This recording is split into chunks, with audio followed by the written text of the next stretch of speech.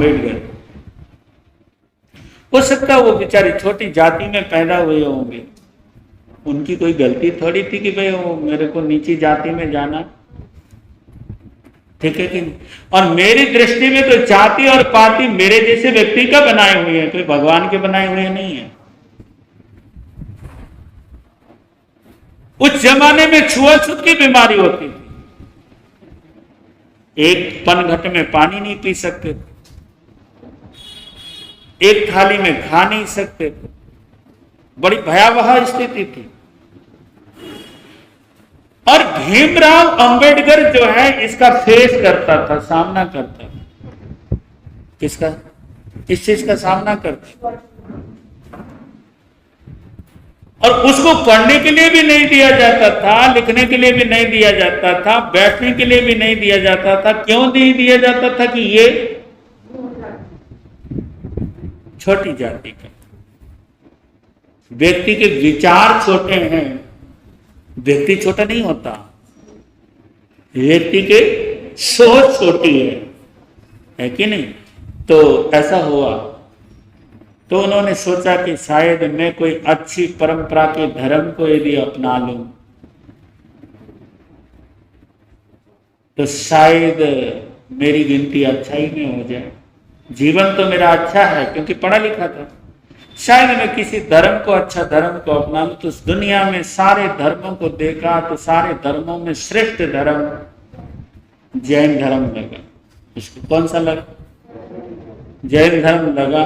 तो मेरे जैसे किसी संत के पास आए, सुन रहे हो मेरी बात? गौर से सुनना क्या कह रहा हूं, महावीर के वचन सुना रहा हूं। तो संत ने सुना और संत ने सीधा ही कह दिया कि तुम किस जाति के हो।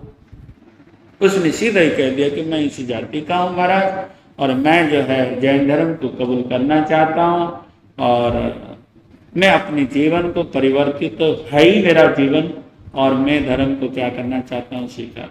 तो उन्होंने सुना, सुनते ही कह दिया कि भाई तो हमारे धर्म को स्वीकार कर ही नहीं।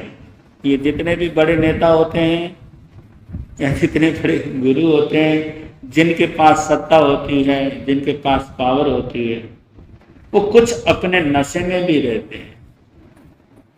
किसमें रहते हैं? अपने नशे में रहते हैं। परिणाम स्वरूप इतना विद्वान जो पढ़ा लिखा व्यक्ति था, उसने देखा कि यहाँ कोई तंत्र नहीं है, उठा और चल दिया, जैन धर्म स्वीकार नहीं किया। सनातन में भी गया, जो बड़े बड़े लोग थे, बात नहीं बनी। फिर गया बेचारा कहाँ?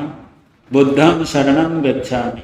जीवन के अंत में नेपाल में जाकर के उसने बुद्ध धर्म को स्वीकार किया, और लाखों लोगों, करोड़ों लोगों ने बुद्ध धर्म को क्या किया, समझ में आई? एक व्यक्ति जो भीमराव अंबेडकर, जिसने भारत की आचार संहिता, कानून व्यवस्था को सही किया है, लिखा है, जिसके नेतृत्व में, और महात्मा गांधी ने भी जिसको क्या समझा, सर्वश्रेष्ठ समझा। लेकिन बीमारी कौन सी? समझ गए? इसलिए कर्म हमें देखकर करना चाहिए। हमारी सोच छोटी नहीं होनी चाहिए, हमारी सोच का जो लेवल है क्या होना चाहिए, ऊंचा होना चाहिए। कभी किसी को तिरस्कार नहीं करना। एक संत ने भीमराव अंबेडकर को तिरस्कृत किया, हो सकता है श्रावकों के दबाव में किया होगा, तो आज हजारों लोग, लाखों लोग जो जैनी हो सकते थे, उसके पीछे हम नहीं बन पाए। ये तिरस्कार का परिणाम। कभी भी किसी को तिरस्कार नहीं करना चाहिए। संगच्छदम संपददम संभो मनांति जानताम। हम साथ चले, साथ उठें, ये बात हमारे जीवन में, जहन में होना चाहिए। तो हमेशा भगवान से यही प्रार्थना करें कि हे प्रभु, मेरी सद्बुद्धि, मुझे सद्बुद्धि आवे, मैं सबको समाऊं समुद्र की भांति, मैं धर्म में सबको लगाऊं, मैं धर्म में ही डुबकी लगाऊं, और सब उसमें क्या हो, रमे। यही हमारी भावना होनी चाहिए। मिठ लगदी गुरा दे बानी, मिठ लगदी गुरा दे बानी, ओ वेले अमृत दे, ओ वेले अमृत दे मिठ लगदी। हाँ, धामो मंगल मुखी ठाम, अहिंसा संयम तव, देवामितम नामं संते, यस्य धम्मे शरणं। भगवान कह रहे हैं अहिंसा, संयम और तप ही धर्म है। क्या है? अहिंसा, संयम, तप ही धर्म है। और वो धर्म भी ऐसा धर्म है जो उत्कृष्ट धर्म है, निष्कृष्ट नहीं है, बेकार नहीं है, थर्ड क्लास नहीं है, गयाविता नहीं है। धर्म कौन सा है? इसके बराबर उत्कृष्ट धर्म, ऊंचा धर्म, श्रेष्ठ धर्म, सर्वोत्तम धर्म नहीं है। जैन धर्म की बात नहीं कर रहा मैं, किसकी बात कर रहा हूं? अहिंसा की, संयम की और तप की। ठीक है, ऐसा महावीर बोल रहे। और ऐसे धर्म पर जिसका भी मन लगता है उसकी सेवा में देवता निवास करते हैं। इनके चरणों में कौन वास करता है? देवता वास करता है। तो हमारी चर्चा चल रही थी इस पर। कल मैंने अहिंसा पे, संयम पे और तप पे चर्चा कर दी थी, है ना। आज हम मंगलता के ऊपर चर्चा करेंगे। अभी तो एक ही वाक्य पूरा नहीं हुआ, धम्मो मंगल मुखी ठम, इसी पर ही चर्चा चल रही जब से मैं आया हूं। और रोज नया सुनाने की कोशिश करता हूं कि वही पुराना ना आवे। कहीं एक ही चीज बार बार रिपीट कर रहा हूं तो बोर तो नहीं होते हो तुम लोग? हैं? बोर मत होना। मैं प्रयास करूंगा कि आपको भगवान के वचन जो है अच्छी तरह से समझ आए। ठीक है, प्रयास होता है कि नमा ही सुनाया जाए। आज करेंगे मंगलता की चर्चा कि मंगल किसे कहते हैं। ठीक है कि नहीं? मंगल किसे कहते हैं? भगवान कहते हैं यहां पर जिसमें हित हो, जिसमें सबका हित हो, सिर्फ अपने आप का ही नहीं, जिसमें यूनिवर्सल ट्रुथ, सबका मंगल हो, बस सबका कल्याण हो और सबके कार्य परिपूर्ण हो, उसको हम क्या कहते हैं? मंगल कहते हैं। क्या कहेंगे साहब? मंगल कहेंगे। वहां पे अमंगलता की कोई बात ही नहीं है। ठीक है कि? और वो सर्वश्रेष्ठ, ज्येष्ठ और सर्वोत्तम जो मंगल है वो धर्म है। क्या है? धर्म। धर्म कौन सा? बोलो बोलो, समझ में आ गई? वो धर्म के नामों की धर्म की चर्चा नहीं कर रहा मैं, और न मैं नामों में अटकता भी नहीं। ठीक है, और महावीर भी नहीं अटक रहे। ऐसा जो धर्म है सर्वोत्कृष्ट मंगल है, उसके बराबर कोई मंगल नहीं है। जो सबका कल्याण चाहता है, जो सबका हित होता है, जिसको आचरण करने से सबका क्या होता है? हित होता है, सबका कल्याण होता है, सबका ही श्रेष्ठ होता है, मंगल ही मंगल होता है। जो अहिंसक होगा उसका मंगल होगा, जो संयम पालेगा उसका भी मंगल होगा, जो तप करेगा उसका भी क्या होगा? जो अपनाएगा उसका क्या होगा? भला ही भला होगा। और जो नहीं अपनाएगा उसका भी कोई बुरा नहीं चाहता। बेशक उसका बुरा होता हो, लेकिन उसका धर्म बुरा नहीं चाहता। ठीक है ना। तो संसार में कई तरह के मंगल हैं जिनको हम मांगलिक मानते हैं। क्या मानते हैं? मांगलिक मानते हैं। जैसे फॉर एग्जाम्पल मैं देता हूं आपको, सर्वप्रथम नूतन मंगल, नूतन कहते हैं नया मंगल। नया मंगल क्या है? नया मंगल कहते हैं हमारी फैक्ट्री नहीं थी, हमने फैक्ट्री लगा ली। हमारा मकान नहीं था, किराए के मकान में थे, बड़ा प्रयास किया, सारी जिंदगी भर जो है कमाई अपने किसमें लगाया, मकान का निर्माण करने में लगाया, मकान को बनाने में लगाया। मंत्र का जाप भी करते हैं हम, कुरान शरीफ का पाठ भी करते हैं हम, बाइबल का भी पाठ करते हैं, उत्तराध्ययन सूत्र का भी पाठ करते हैं, नमोकार मंत्र का जाप करते हैं, कलामें भी पढ़ते हैं, वेद मंत्र भी पढ़ते हैं, गायत्री मंत्र भी पढ़ते हैं। जो जो जिसको जिसको मानता है वो करता है कि नहीं करता? इस तरह के मंगल को हम क्या कहेंगे? नूतन मंगल। मकान बना करके जो पूजा अर्चना आदि पाठ पूजाएं आदि की जाती है मंगलता के लिए, कि हमारे ये घर क्या हो जावे, हमारे लिए मंगलकारी है। यहाँ हम रहें तो स्वस्थ रहें, यहाँ हम रहें तो लक्ष्मी का भी वास हो, हमारे घर में सुख शांति हो, हमारे परिवार में सुख शांति हो। इस भावना को रख करके हम क्या करते हैं? मकान बनाते हैं, फिर उसके प्रवेश पर पूजा अर्चना भी करते हैं, सभी लोगों को भी बुलाते हैं, दान पुण्य भी करते हैं, बहुत कुछ होता है ना? करते ही हो ना आप लोग? मैं गलत तो नहीं बोल रहा, सही है ना? इसको हम नूतन मंगल कहते हैं, ठीक है। और दूसरे प्रकार का मंगल है विवाह मंगल। कौन सा मंगल? घर गृहस्थी को चलाने के लिए बच्चों का विवाह भी तो करना पड़ेगा, जब तो परिवार बढ़ेगा।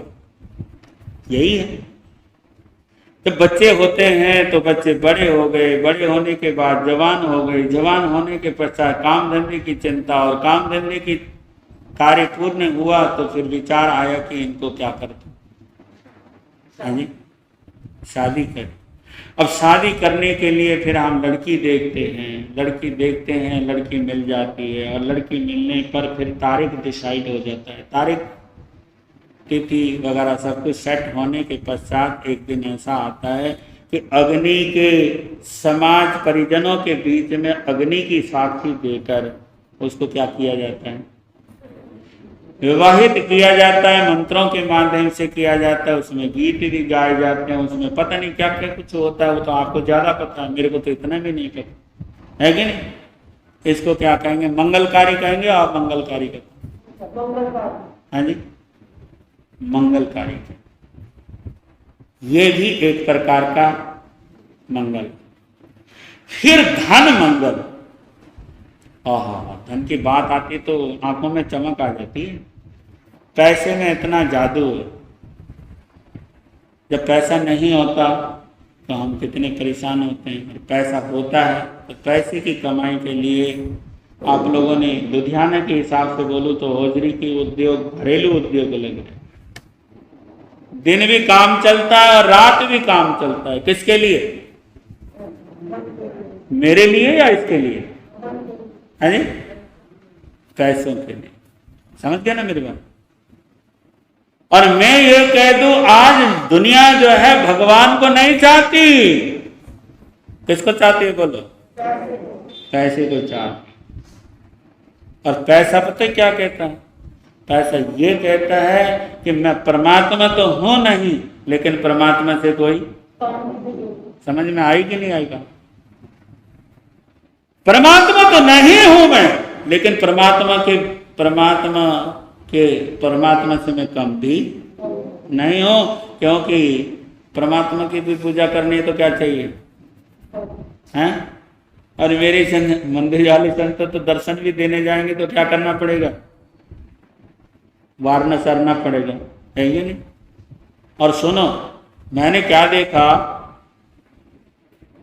रोहतक में हमारा चातुर्मास था, एक कोई शंकराचार्य आए, सभी तरह के साधु महात्मा मेरे पास बहुत आते। यहाँ तो आप ही लोग नहीं आ रहे हो, कोई बात नहीं, लेकिन वहां पे साधु महात्मा भी मेरे से कुछ न कुछ सीखने के लिए आ। तो एक दिन ऐसा हुआ कि वहां शंकराचार्य आ गए, हमारे पास ही आए। तो उनका स्वागत का कार्यक्रम होना था, तो उनका कोई संगठन था हिंदुओं का, तो उन्होंने मेरे को भी इनवाइट किया कि महाराज जी आपके पास सारा रोहतक आता है, तो आप भी पधार जाइए ताकि हमारे गुरु का सम्मान अच्छा हो। मैंने कहा कोई बात नहीं, मैं आऊँगा, लेकिन व्यवस्था मेरे हिसाब से होनी चाहिए। हमारा बैठने का, उठने का सारा कुछ, हमारे 2-3 कार्यकर्ता हैं, इनसे पूछ लो, प्रधान से पूछ लो कैसी व्यवस्था होती है। उनको आगे कर दिया, ठीक है, मैं पीछे हो। आज व्यवस्था हमारे हिसाब से हुई, सारी दुनिया हमारे पीछे पीछे चली गई। तो वहां पे मैंने क्या देखा, एक मंच हमारा बना हुआ है, दूसरा मंच उनका बना हुआ है। उनके आगे क्या रखा हुआ है, एक टोकरी रखी है, एक माला रखा हुआ है। टोकरी में माला का, फूल की मालाएं बनी हुई, ठीक है, थोड़ा अलग ही था। तो मैं क्या देखता था वहां पे, जैसे मुझे प्रणाम करने आ गए लोग, फिर उनको प्रणाम करने के लिए आगे सरक गए। जिसने प्रणाम करके मतलब 10 रुपए रखा, तो उधर तो नजर ही नहीं जाती थी बाबा। समझ में आई कि नहीं आई? उधर नजर नहीं जाती। और उसके पश्चात 50 रुपए का नोट आ जाए तो भी बात नहीं, 100 रुपए का नोट आ जाए तो भी बात नहीं, और 500 रुपए का नोट आ जाए तो थोड़ा सा ऊपर निगाह करके दे, और 1000 का नोट चढ़ जाए, वाह, फिर तो माला उठा करके उनके हाथ में प्रसाद के तौर पर शंकराचार्य महाराज जी फेरे। मुझे बड़ा मजा आया देख करके। क्या है, समझ में आई कि नहीं आई? धन का आकर्षण इतना होता है, धन का आकर्षण इतना होता है, और धन का जादू इतना होता है। नीचे अभी कोई कहेगा कि महाराज जी का प्रवचन छोड़ो भाई, तुम्हें 500 रुपए के नोट दिए जाएंगे और तुम कथा छोड़ के नीचे आ जाओ। मैं ये कहता हूं कि एक भी यहाँ नहीं रहेगा। लो कर लो बात, तुम्हारे धर्म का यही पता लग जाएगा। तो इसीलिए आचार्य आत्माराम जी महाराज जी कह रहे हैं कि धन भी मंगल है। क्या है? लेकिन धन कब मंगल होता है? जब आप दान करते हो। क्या करते हो? दान करोगे तो तब वो मंगलकारी होगा, संसारिक कार्य करोगे तो अमंगल हो जाएगा।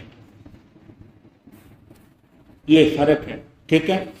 तो उसके लिए हम क्या करते हैं, छोटे कारखाने, दुकान, नौकरी और छोटी नौकरी, बड़ी नौकरियां करते हैं, तो उससे हमारे लिए वो क्या है, मंगलकारी है, क्योंकि हमारा घर चलता है, हमारा परिवार चलता है, हम उनका गुजर बसर करते हैं, हर प्रकार से करते हैं, आगंतुक अतिथियों का भी करते हैं, मेरे जैसे साधुओं की आप क्या करते हैं, सेवा करते हैं। तो इस दृष्टि से धन भी क्या है, महामंगलकारी, मंगलकारी, महामंगलकारी तो नहीं, महामंगलकारी हम कहेंगे, ठीक है। इसके पश्चात षटकाय जीवों की रक्षा करना, पृथ्वी के जीवों की रक्षा करना, पानी के जीवों की रक्षा करना, पानी की रक्षा करना। आज इतनी बीमारियां फैल रही हैं, पानी इतना आप लोगों ने प्रदूषित कर दिया है, इतना गंदा कर दिया, इतना जहर फैला दिया है पानी के अंदर। उसी पानी से हजारों लाखों तरह की बीमारियां आ रही हैं, जो कभी हमने सुना भी नहीं था। वो बीमारी आके दिखने में आ रही कि नहीं आ रही? तो पानी को गंदा नहीं करना, एक बात। दूसरी बात है कि पानी स्वयं, पानी को स्वयं बचाना। जितनी आप यूज करें उससे ज्यादा ना करते हैं, इस चीज का आप विशेष ध्यान रखें। आपके घरों में टूटियां खुली हुई तो खुली हुई है, क्या फर्क पड़ता है? इस तरह की चीजें नहीं होनी चाहिए। आप जैन धर्म को फॉलो करते हैं, मानते हैं, तो आप पानी का रक्षा करें, धरती माता की रक्षा करें, क्योंकि धरती मां भी जीव है, पृथ्वी भी जीव है। महावीर आदि भगवान ऋषभदेव ने आदि युग में कह दिया, महावीर ने तो बहुत बाद में, भगवान ऋषभ ने आदि युग में ये कहा कि पृथ्वी यानी मिट्टी में भी क्या है, जीव है, तो इसलिए उसकी हत्या ना करो। अग्नि है, अग्नि में भी जीवन है, तो उसकी भी रक्षा की बात। हवा है तो हवा में भी जीवन है, उसकी रक्षा करो। आगे कहा वनस्पति है तो वनस्पति में भी जीवन है, तो इसकी रक्षा करो। जितना जरूरत है, महावीर ये नहीं कहते कि भाई मना कर दे, भगवान ऋषभ ने मना नहीं किया। जो जरूरत है उसको यूज करो, लेकिन विवेक से करो, क्या किस प्रकार से और कैसे, ठीक है कि नहीं। यदि आपने पूछना तो आगे 4थे अध्याय में इसका मैं जिक्र करूंगा, ठीक है ना। और उसके साथ द्विंद्रिय से लेकर के चौरेंद्रिय, चौरेंद्रिय से लेकर के पंचेंद्रिय तक के जीवों की रक्षा की बात भगवान ने कही है। ये षटकाय जीवों की रक्षा, ठीक है ना। षटकाय जीवों की हमें ज्यादा से ज्यादा क्या करना चाहिए, रक्षा करना चाहिए। ये नहीं कि मैं व्रती नहीं हूं तो मैं नहीं करूंगा, समझ गए ना। यदि तुम जैनी हो, धर्म को मानते हो, क्योंकि अहिंसा ही धर्म। कौन सा धर्म है? अहिंसा ही धर्म है बस, और दूसरा कोई धर्म नहीं है। तो इन जीवों की हमें क्या करनी चाहिए, रक्षा करनी चाहिए। इसलिए भगवान ने षटकाय जीवों की रक्षा कहा। फिर धर्म मंगल, धर्म मंगल तो मैंने बता दिया आपको, अहिंसा, संयम और तप, ये धर्म मंगल। और इसके साथ आत्मा मंगल, आत्मा मंगल, अष्ट कर्मों से मुक्त होना आत्मा मंगल है। अष्ट कर्मों से मुक्त होना आत्मा मंगल है। पुत्र मंगल, जिसके घर में औलाद नहीं होती उनसे पूछो कि औलाद की कीमत क्या होती है, मानते हो ना। जिसके घर में पुत्र नहीं है उससे पूछो, मेरे पास तो हजारों लोग आते हैं, महाराज जी कुछ बताओ, समझ गए मेरी बात। पुत्र की बहुत बड़ी कीमत होती है। तो जिसके घर में पुत्र होता है उससे पूछना। और ठाणांग सूत्र में तो पुत्र को निधि भी करना है, खजाना बताना, ठीक है कि नहीं। तो संसारिक एक मंगल, इनको यदि मंगलों को हम 2 हिस्सों में बांट सकते हैं, एक संसारिक मंगल, एक आध्यात्मिक, ठीक है। जो आध्यात्मिक मंगल है वो अहिंसा, संयम और तप ये है। और इनको अपनाने से अष्टकर्मों की क्या होती है, निर्जरा हो जाती है। क्लियर हो गई बात। अब संसारिक जो मंगल है, कई बार जैसे पृथ्वी है, पृथ्वी में हम मकान बनाते हैं, वहीं हम निवास करते हैं, वहीं हम जन्म लेते हैं, और वहीं हमारा क्या होता है, वहीं पूरे हो जाते हैं। यही जन्म, यही मरण और यही पूरा होना, ठीक है ना। और पृथ्वी से लाखों तरह का अनाज पैदा करते हैं, और पृथ्वी से ही हमारा जीवन क्या है, चलता है। तो इस वजह से पृथ्वी क्या है, मंगल है। लेकिन कई बार ये पृथ्वी भी अमंगलकारी साबित हो सकती है, समझ रहे हो ना बात। मान लीजिए मकान गिर गया, भूकंप आ गया, और सारा का सारा क्या हो गया, तहस नहस हो गया। और पृथ्वी में कोई गैस फट गई, कंपन हो गया, ठीक है ना। आज लोग पृथ्वी का हनन कर रहे हैं, और जिसकी वजह से भूकंप कहीं कुछ हो जाता है, कहीं कुछ हो जाता है, प्रकृति संतुलन क्या हो जाती है, बिगड़ जाती है, और तहस नहस हो जाता है, खत्म हो जाते हैं। तो ऐसे समय में पृथ्वी भी अमंगलकारी साबित होती है कि नहीं होती, बोलो होती है कि नहीं होती, होती है ना। पानी को हम मंगलकारी मानते हैं, है सच में। और हमारा भारतवर्ष गंगा, जमुना, सरस्वती की पूजा करता है, स्नान करता है, और सुबह शाम आरती होती है। तुम नहीं करते तो क्या हुआ, दुनिया तो करती है ना, मानते हो कि नहीं मानते। और हमारे आगमों में भी हजारों तरह की गंगाओं की चर्चा है, और ग्रंथों में इतना देखने में नहीं आता जितने हमारे जैन ग्रंथों में देखने में आता। और वहां पे अधिष्ठात्री देवियों की स्थापना भी है, हमारे ग्रंथ बोलते हैं इस बात को, उनकी पूजा होती है, ठीक है कि नहीं। लेकिन यदि वही बाण का रूप धारण कर ले तो वो मंगलकारी है या अमंगलकारी? बोलो। वह भी अमंगलकारी साबित हो जाती है। अभी उत्तरकाशी, हिमाचल, जम्मू कश्मीर आदि में इतनी भयंकर वर्षा हो रही है और मुंबई में लोगों का जीवन का हो रहा है, बेमर हो रहा है। तो देख रहे हो ना, और यही पानी के बिना हम पी नहीं सकते, तो वो ये पानी असंतुलित हो जाए, है ना। लेकिन वही यदि किसी के तन बदन में लग जाए, आग घर में लग जाए, मकान में लग जाए, तो क्या हो जाएगा? अमंगलकारी। धर्म कल्याणकारी है धर्म की महिमा,